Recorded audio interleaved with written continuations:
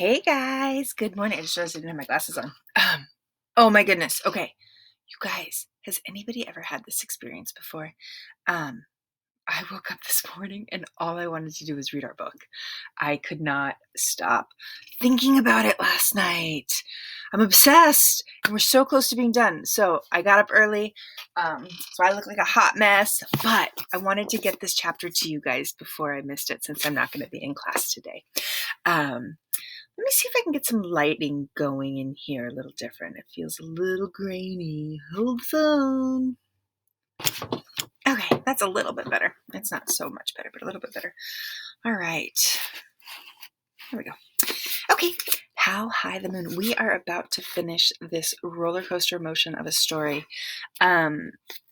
So this book is exceptionally cool because it's kind of like a whole bunch of personal narratives all rolled into one story, right? So it's the story of a family, and it's about their experiences that they have and things that happen in their lives. Um, and it shares it from different perspectives throughout the entire book, and you always get to see what the cousins are thinking. So it's Myrna, the oldest, and Henry and Ella, and it's the three cousins, and they live in Alkaloo, South Carolina, in the South in the 1940s. Segregation is real, right? But they don't know any different, which is also interesting. It's just the way that they think life is supposed to be until Ella goes to Boston to go visit her mom. Now, Boston's in the north of the country. And in Boston, segregation was not a thing anymore. People of color were treated as equals and treated with respect as they should be. And it was something very different from what Ella has experienced in her hometown of Alkaloo, right? Where you never look a white person in the eye, your head's always down. You make sure you mind your P's and Q's and everything, sir and ma'am. There's certain bathrooms you can use, there's certain water fountains you can use, there's certain train cars you can use, right? Rosa Parks talks a lot. When we talk about Rosa Parks, we talk about how she stood up because she was tired and didn't want to go sit at the back of the bus. She'd had a really long day of work, and that sparked a whole civil rights movement, right? And that was because people of color in the South were not ever treated the same. Now, a lot of other issues that come up in this book, right? We have the Ku Klux Klan comes up, and that was a group of white people that thought that they should take law and order into their own hands, and they should be the law, and they should go and just serve judgment on people. And then, so that's when you found the family that was lynched in a tree, which is awful and horrific, but unfortunately part of our history, right? So we need to know these things so that we are informed about what life is and what life could have been or was, and what it can be and what it should be and how you're going to change it, right? We have to learn about our history so we know not to repeat the same things. And this book just kind of does that in a beautiful and detailed way, in letting you live your life through these characters. You feel their pain. How many times have I teared up while reading this story, right? You feel their pain. You can feel their excitement, or the love, right? Like when Myrna and George were all by the creek, you can feel that love and that giddiness and the nervousness. And like when she runs, right? It's also very human. And that's why books are amazing, guys, because they take you, they transport you to a different place, especially when you take the time to take notes or to recap before you read, like just stopping and mentally thinking, like, what just happened before I picked up my book again? These are all super important steps that we have to take, and they help make us better readers, right? You might not be able to retell every single detail, but as you go along, because you're retelling, you'll be able to remember things stronger and better and maybe understand things a little bit more. Now, this isn't a nonfiction book, right? It's fiction. It's just made up, but they used a lot of references of stuff that had happened that were real, which is pretty cool. Okay, I have about half an hour that I can spend on this, so I'm going to get started, okay? Oops, we're on page 282. This chapter is called Ella. Summer vacation came on the heels of George's execution. Myrna didn't come back to school before break. Instead, she just did her schoolwork from home. Everybody agreed it was best that way. The Steiny kids being gone was a constant reminder of what had happened. School was miserable. Summer seemed to come and go in the blink of an eye, mostly as we stayed to mostly mostly we stayed close to home, helping Granny and Poppy or playing in the yard. We went fishing some, not like we used to. Myrna said there was no way she could go near the creek. It would remind her too much of George. Much as we hadn't wanted to go to school after George passed, the lazy summer days, when we were left alone with our thoughts, made us long to go back to when the fall did come. It would never be the same, but being back in school, having to think about our studies and the whole routine of it all, I think it helped keep our minds off things. It was also good to see friends we'd barely seen all summer long. How many of you guys are kind of feeling that right now with like quarantine, right? We couldn't see anybody, we couldn't go out. And now it's not the same, but at least we get to see our friends, right? And we get to have our minds off of other things other than just sitting at home. Um, so, and it'll be even different when we go back to actually like brick and mortar school too, right? I'm telling you, Ben showed me the paper. A man called Jackie Robinson was arrested and court-martialed. Henry slapped the palm of one hand with the back of the other for emphasis, the way Poppy sometimes did. Wouldn't go to the back of the bus. Can you believe a big star athlete like that got arrested? He played football for UCLA. Jackie Robinson will go on to be an amazing baseball player, one of the first African American baseball players. Henry and Ben had become friends. I'm not sure anybody knew exactly why or what had changed between them, but Ben wasn't mean no more, and Henry wasn't mad. He told the driver no? I asked. If I'm lying, I'm dying. I'll get the paper from Ben. He ran back to Ben, who was hooping it up with Fred a few paces behind us. Myrna and her girlfriends were close on their heels. Myrna seemed mostly back to normal now, but I knew, deep down, she'd always had a pocket of sadness inside her for George. Ben, let me see that paper again. Henry was finally returning to his old self. I guess we all were. Henry ran up and showed me the paper. I studied Jackie Robinson's handsome face, sitting behind a desk in his military uniform. He didn't look particularly defiant, just a man. Myrna caught up to Henry and me. I'm going to go to Lorraine's for a bit. Tell Granny? She ran off ahead. Suddenly, a hand swiped the newspaper from Henry. It was Ben. I gotta go, he said, and he and Fred took off down the side road. I turned to Henry. Want to come with me to the post office? Race you! He was gone before I had a chance to answer. I grabbed hold of my Stetson and I took off after him. Can you picture her like holding down her hat and running? Mama had been writing me letters and dropping me gifts in the mail ever since she kicked me out of Boston. Oh, I was wondering about Mom. I was so mad at first that I didn't want to have nothing to do with her. But the more I thought about it, the more I thought that just maybe Mom had had a little heartbreak of her own inside. Maybe it was hard for her too, and maybe she was doing the best she knew of how. I finally came around to forgiving her. All the while, she was hell-bent on making it up to me. Sure enough, there was a package. It was a large, flat parcel stamped on each side in red letters that said, "Do not bend." Carefully, I ripped it open along the top seam. It was a record album in a red protective sleeve, along with the letter. Ella Sunshine. I wanted to share with you Mama's latest little project. I met a producer here in New York, and he had me go back into the studio to record a brand new demo record. I had them make a special copy just for you. I hope you like it.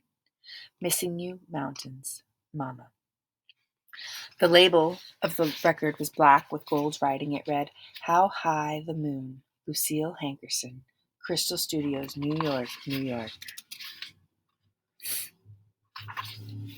Henry was waiting outside on the front steps of the post office for me. What you got? He asked when he spotted the package. I handed it to him, and he mouthed the words as he silently read, and then flashed me a big smile. Your mom made a new record? I nodded and read the label again. I think it's a song she sang on New Year's, I said, and then remembered. Oh, Henry, I think this is from your dad. I handed him an envelope addressed to him. He wasted no time ripping it up and even tore the letter inside a bit. Dang, Henry! He started reading, then suddenly stopped, cracking up. What? I leaned over to see. He handed me a drawing and went back to reading. It was a Pinocchio, but with dark skin and tight curly hair under his hat. Above him it read, How's my boy? He's coming home! He read it over again to be certain he'd gotten it right. Yeah, he's coming home! When? In a month. He shook his head, looked at the letter again, and then up at me. Wow. Oh, Henry, that's wonderful news. I was so happy for him, for all of us. I felt like I could burst. Yeah, I expect a rip-roaring howl of delight, but instead he tilted his head back, closed his eyes, and beamed into the clear blue sky. Even though he was completely silent, his face may have been happier than I'd ever seen it. The excitement pumping through my veins made me want to holler, but I kept my lips zipped. I stood there quietly and allowed my cousin his private moment. Finally, he opened his records, and through that smile, he said, Let's go play that record. We ran the rest of the way home. Next chapter, Ella. Myrna said she was going to make me look like a movie star for the church picnic. She showed me a magazine photo of Dorothy Dandridge riding her bicycle with her husband, Harold Nicholas. She was wearing casual slacks and sandals and had her hair rolled up real pretty along the sides of her head. I don't know if my hair will do that, I said. Don't worry, you watch. I sat on the floor in front of Myrna as she undid my braids and brushed my hair. Ow, I said as she tried to get the brush through a particularly knotted chunk of hair. I pulled away. Don't be so tender-headed. She yanked me back into my spot on the floor and rubbed the sore spot of my head. I'm sorry. I'll try not to hurt you, okay? Okay, I said, unsure if it was a promise she could keep. I went back to the knitting needles and blue yarn she'd placed in my lap, along with the quick instructions on what to do with them. I wasn't sure I remembered any of it. The slip knot first, she said. Remember? Then cast on. Remember how I showed you? With the needle in its slip knot, it began to come back to me. I looped stitch after stitch onto the opposing needle. Oh, yeah, I got it. Next, do 25 of those, then you'll switch sides and you'll start knitting the scarf. I still had more than 2 months before Christmas to knit Poppy a scarf. Every year I helped with the baking and I made cards for everybody, but this would be the first year I was going to make special presents for everyone. A pincushion for Granny, a decorated box for Henry to keep his drawing supplies in, and a barrette and a felt flower for Myrna.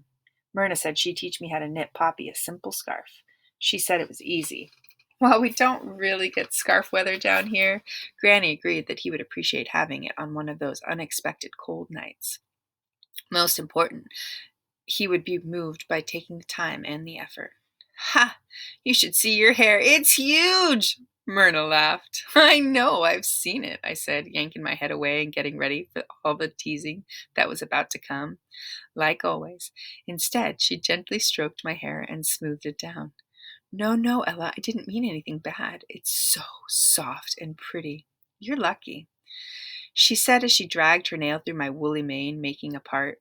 She rolled the hair along the hairline and secured it with a hairpin, then moved to a new section and did the same. She repeated this along both sides of my head until my hair was neatly rolled and pinned. Now, let me see. She leaped down in front of me, inspecting her handiwork. Nice, she smiled. She snatched a large hand mirror from the dresser and held it up to me at an angle that allowed me to see the side of my head. Look! I took the mirror and inspected the other side. When I touched it, I couldn't even feel the hairpins. How'd you learn how to do that? It was perfect. You like it? She was beaming. I nodded and held the mirror directly in front of me to see that angle. Myrna was by my side, smiling as she looked at my reflection. You're so pretty, Myrna, I said. What? She sat back, surprised. I set the mirror down, wrapped my arms around her, and hugged her. I hadn't given it any thought. I was just happy. Thank you, I said. She hesitated a moment, and then she put her arms around me and held me tight. One of those knitting needles poked her in the tummy. Ow! Myrna pulled back and saw a tangle of wool and knitting needles on my lap. Oh no, what's this? She lifted it and tried to unravel the mess. I was embarrassed. While I knew I might not get it exactly right, I hadn't expected to make a complete mess of it. I think Myrna saw my humiliation. We'll just get this last bit straightened out, and we'll be fine. You got the cast on perfect. She took both needles to sat down next to me on the floor. Now watch carefully. Can you guys kind of see that there's a little bit of a change in their relationship, right? There's more of a friendship that is formed. I think sometimes when we go through stuff that's really traumatic together, it makes our bond a lot closer. It didn't take long before I got the hang of it, and Myrna was so proud of me that she ran to the kitchen to show Granny my 7 by 7 inch swatch of perfect scarf. Everybody danced at the picnic, boys and girls, old and young. I don't think one person stood on the sidelines. Certainly there wasn't nobody snickering. Myrna pulled me onto the grass and spun me around and dipped me low. I couldn't stop laughing. We all danced for a long time. I didn't notice when Myrna had stopped, but at one point I looked up and saw her walking towards the creek, all by herself with a big plate of beets. Remember, George loved to make beets. He wanted to be a chef. Go ahead, Mrs. Ella. Go ahead and pick any card, but don't let me see it. The soldier didn't look to be that much older than Myrna. He was white, really fair-skinned, with orange eyelashes and eyebrows and freckles on his whole face. Short, sharp orange stubble wrapped all around his head beneath his pointy green hat. He was coming out of the Parkers as we was just getting to the store. He had a pack of smokes in one hand and a brand new deck of cards in the other. When he saw us, he tore open the deck of cards and sat on the stoop to do a magic trick. Henry turned a toothy grin to me, but I didn't know which one he should pick. I wasn't in the mood for no tricks. I guess he got the hint and looked to Myrna for help. She pointed to a card. Henry took it and cupped his hands around it like it was some secret military code. Careful, don't bend it. I'll know which one it is if you bend it. Plus, this is a fresh deck. Don't go messing it up now, said the soldier. Inside the store, 2 white ladies about the age of my mamma lifted bars of soap to their face and smelled them. One let her head fall back and closed her eyes. I could see she let out an enormous sigh. Then she thrust the soap into her friend's face. She closed her eyes, too, and nodded. When Mr. Parker passed by, she said something to him, and whatever he said made them both throw back their head laughing. How do you do that? Henry was trying to take the deck of cards out of the soldier's hands, but he stood and raised it high over his head. Now, that's magic. And with a smile, he walked off down the road. How do you do that? Henry asked Myrna. She shrugged and stepped onto the front porch of the store. I don't know, and I don't even want to know. Magic tricks give me the willies, she said.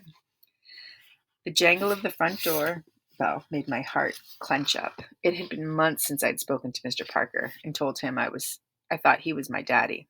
I think I was still embarrassed by it. Ever since that time, it was in his truck. If I had to go to the store with Myrna or Granny, I waited out front. But this time, I decided to see him and speak. The 2 white ladies were chewing Mr. Parker's ears off with their gabbing. I think one of them was flirting with him. All talk stopped when we walked in. The ladies turned and looked us up and down, noses high and necks stiff, like they was balancing chickens on their head. The short one turned to Mr. Parker. I don't know how you live over here with them all so close, she said, giving Henry a particularly dirty look. Mr. Parker ignored her and lifted his chin to us. Probably the last good day for fishing for a while, he said. Coming back from or just heading out?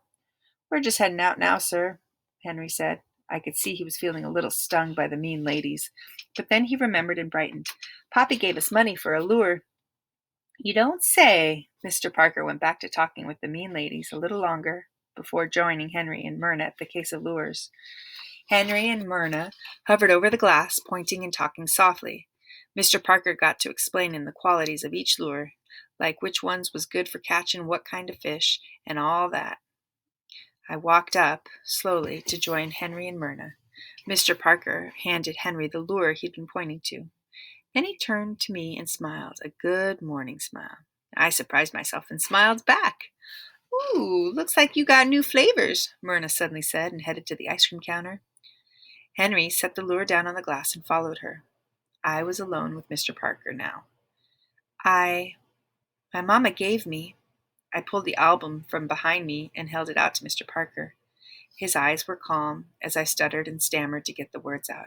It's my mama. She made a new demo record up in New York.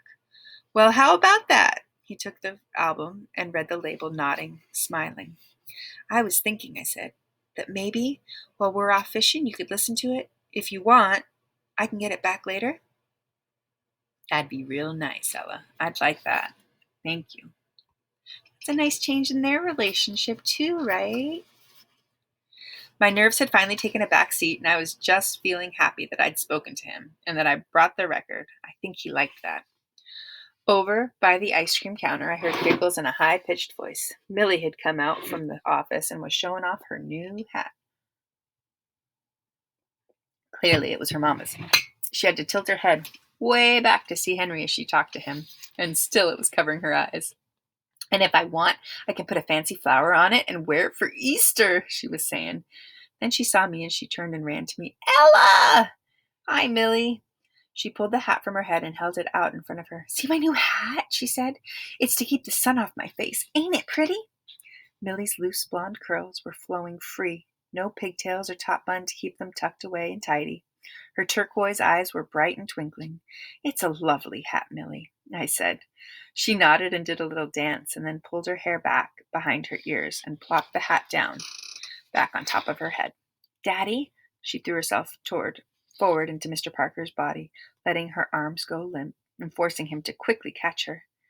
Henry and Myrna walked back to us. Can I please go fishing with Henry, please? Remember, she always wants to go fishing.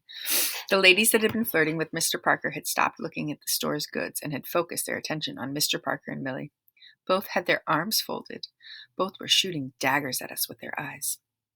Mr. Parker lifted Millie and stood up. Right. Millie, honey, I don't think the big kids want to. It's okay with us, I said quickly. I looked at Mr. Parker and spoke loud and clear. If it's okay with you. Henry and Myrna turned to each other before looking at Mr. Parker and nodding. I could tell Mr. Parker hadn't expected our response. He hesitated at first, but then he said, if you kids really don't mind. Millie squealed and went back to dancing some more, hat in her hand, waving it like a flapper's fan. Her daddy slowed her down, hands on her shoulders, told her to behave and listen to us. After plenty of yes sirs and I promises, Millie wiggled free and ran to Henry. Let's go, let's go, let's go, she chanted. Mr. Parker? Mr. Parker, one of the stuffy ladies called from over the peanuts. He slowly turned, drawing in a long breath before placing his hands on his hips, squinting. Yes, ma'am? You ain't really gonna let. You can't let them. She pursed her lips and motioned her head to us. Do not let your sweet little angel go off with them, Mr. Parker. Mr. Parker took another deep breath, tipped his head to the woman. Pardon me, ma'am, he said, and turned to Henry. You decide on a lure, Henry? Henry held the orange and green one he'd picked up out to Mr. Parker. We'll get this one, sir, he said. The ladies scoffed, shook their heads, and sucked their teeth. Millie bounced over to me. Her tiny fingers gripped my arm. Ella, come here. She tugged at my arm, trying to pull me down to her. I let her until our faces were almost touching. I thought she was going to whisper a secret to me, but instead, she leaned in close to my face and dusted her eyelashes against my cheek, opening and closing her eyes. That's a butterfly kiss, she exclaimed.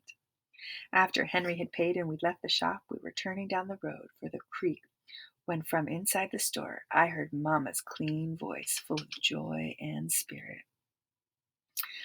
Somewhere there's music, how faint the tune.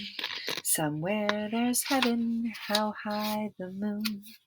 There is no moon above when love is far away too, till it comes true that you love me as I love you.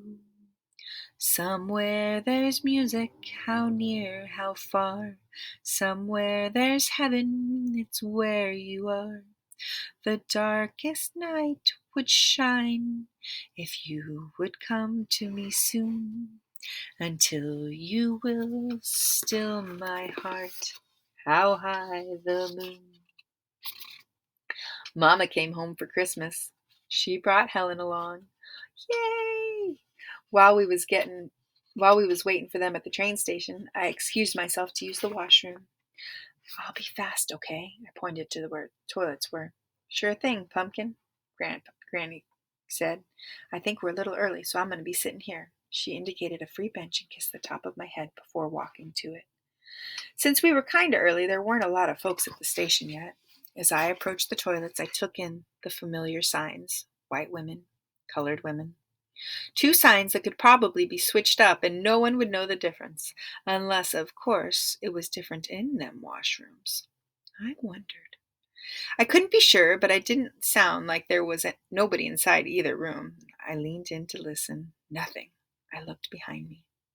Far down on the opposite end of the platform from Granny, a white soldier with his arm around his girl while they laughed with the station master, excuse me.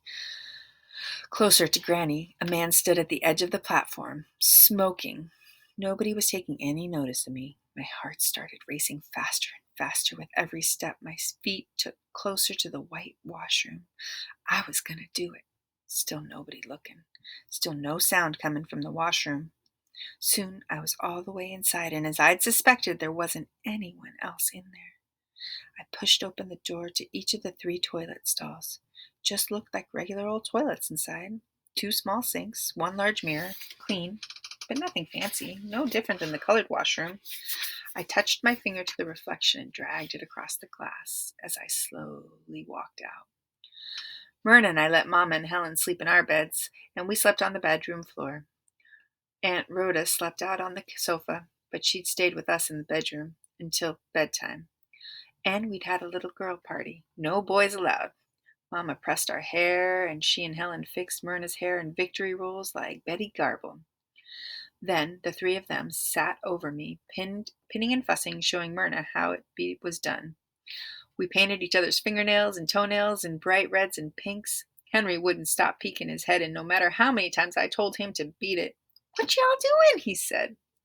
Finally, we dragged him into the room, held him down, and painted his toenails cherry red. A few days before Christmas, Poppy and Uncle Teddy took me and Henry out to find us a tree. Lucky, Henry got to chop it down. Poppy promised that next Christmas, the tree was mine to chop down. But then Poppy said he was so impressed with Henry's axe work that he was going to give him a new chore, chopping wood. Suddenly, I was in no rush to be chopping any trees. Not if it meant more chores. Forget it. Back at the house, it was warm, and the smell of beef and carrot stew hung on the air. We sat around the fireplace and strung popcorn and cranberries and cut out tiny foil stars for the tree. Granny pulled out her box of glass ornaments and helped us hang them. Myrna made the big star for the top.